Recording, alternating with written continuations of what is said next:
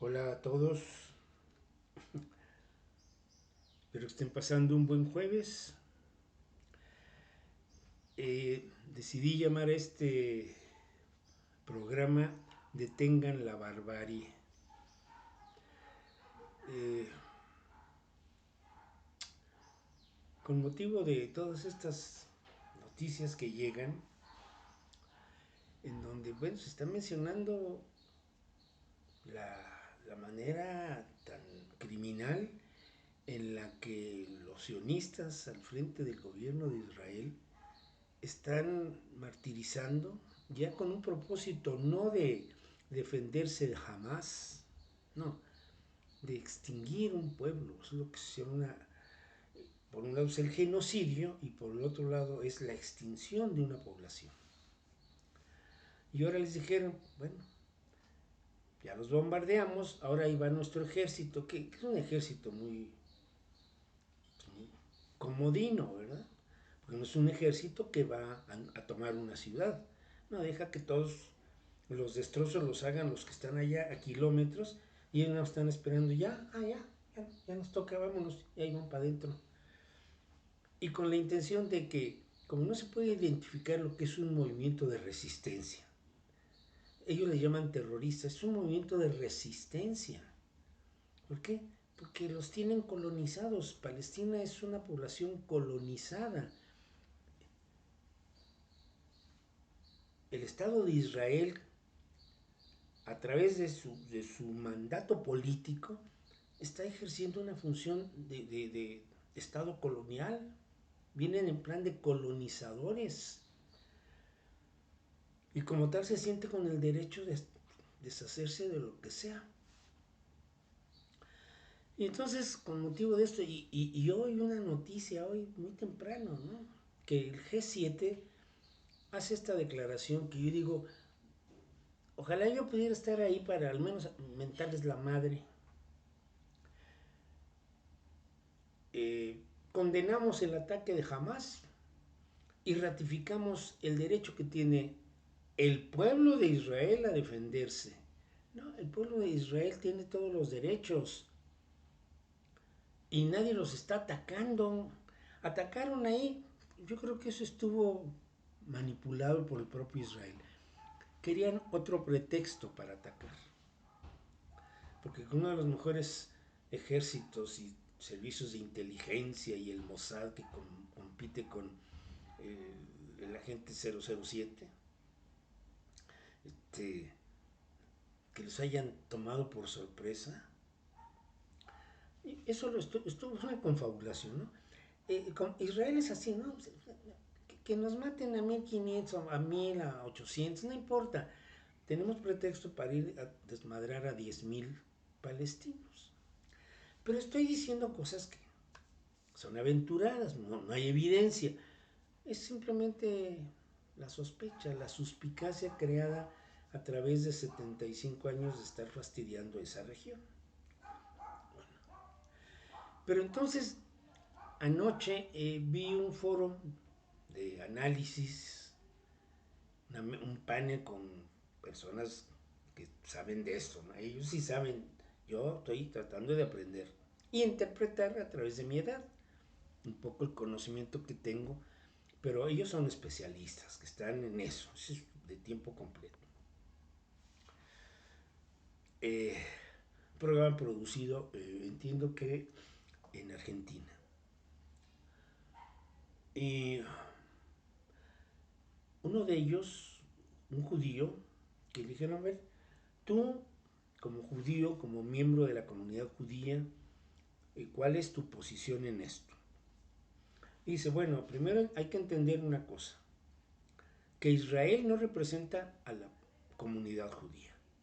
Israel es un estado que tiene una presencia en una limitada región del planeta, pero los judíos estamos dispersos en todo el mundo. Y muchos no tenemos nada que ver con los sionistas que están al frente del Estado de Israel. Entonces, para empezar. Segundo, Israel está en la condición que lo dejó desde el momento en que se derrumba el Imperio Otomano, que pues esa región, el Imperio Otomano era muy importante. Al, al formar alianza con los países y las potencias que perdieron la Primera Guerra Mundial, el Imperio Otomano se resquebrajó. Pero ahí, en las tierras del Imperio Otomano, convivían cristianos, musulmanes y judíos.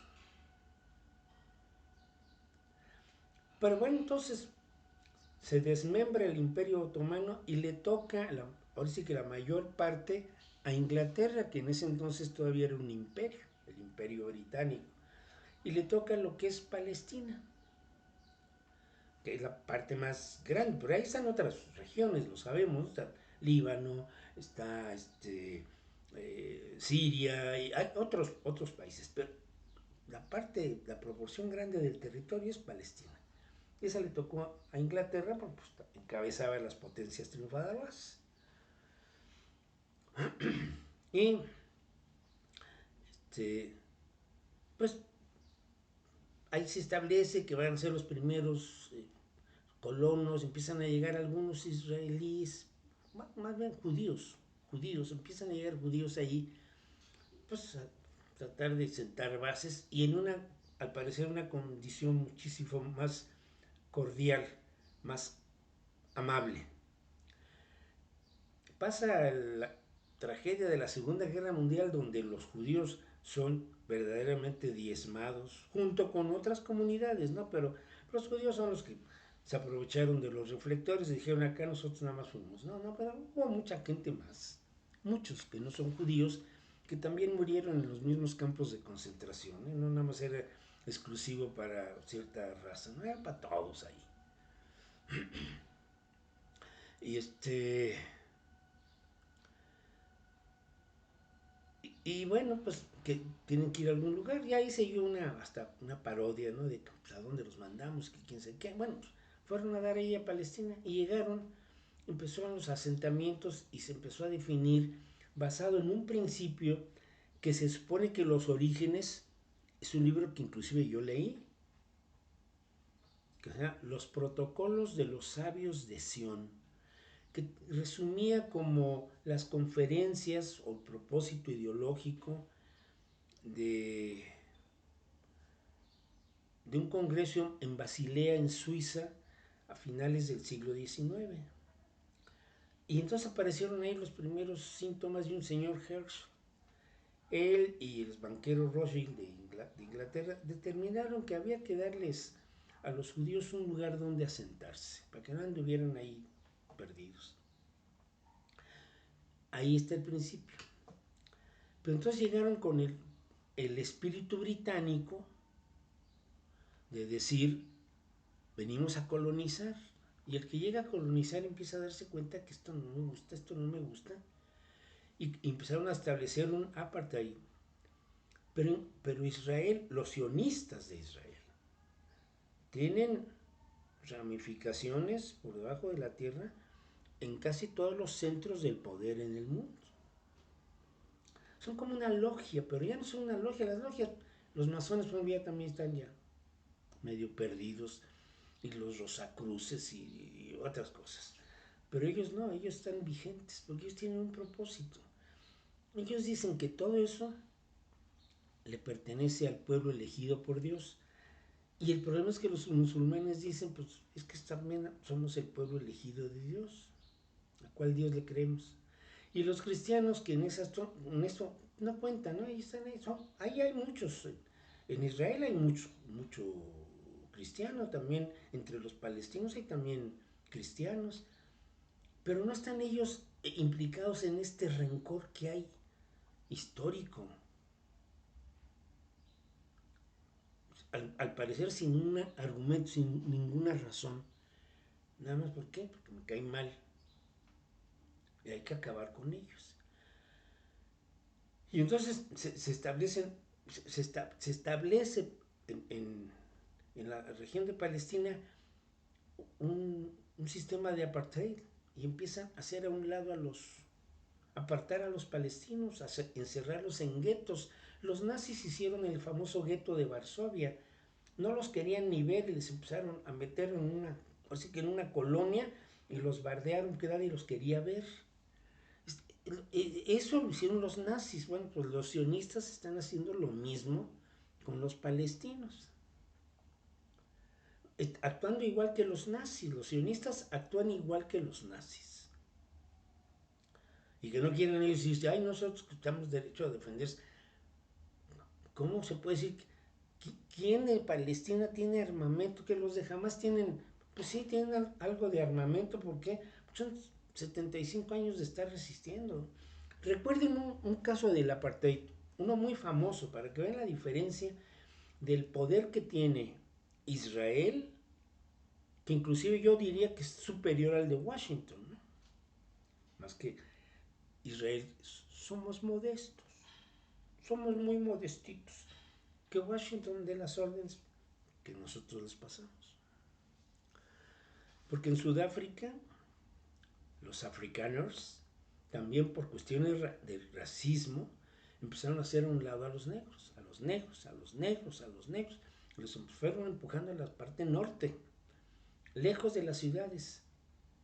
En las ciudades había negros que prestaban servicios domésticos y algunos servicios municipales, pero la comunidad africana, los negros que estaban ahí, los apartaron. Cuando se entera la humanidad de que eso está ocurriendo en Sudáfrica, inmediatamente a Sudáfrica se le expulsó de la ONU, se le negaron una serie de privilegios y como que dijeron, con ese no se junten. Y ya nadie quería juntarse con Sudáfrica. ¿Por qué? Porque se portan muy mal con los muchachos de allá. Lo mismo está haciendo Israel, pero aquí nadie dice nada, ¿verdad? ¿Se han preguntado por qué? ¿Por qué Israel tiene tanto poder? ¿Te lo han preguntado? No me vayan a decir que, ay, no, pobrecitos, ¿no? Es que los palestinos son unas bestias. No, las bestias son los sionistas. Y desde luego, el ejército israelí, pues, está manipulado por este pensamiento y además sometido por esas directrices militares, ideológicas y colonizadoras. Entonces, ahí sí que eso de que ya va a entrar el ejército, así que desocupen las casas porque si no van y los van a matar. Qué caritativos, ¿no? Y ahí se van. Y entre los que se van a ir muchos de Hamas. O sea que no van a acabar con los de Hamas, porque ahí sí, presumen mucho, pero son muy brutos los estrategas militares de Israel. Y los políticos sionistas tienen este problema.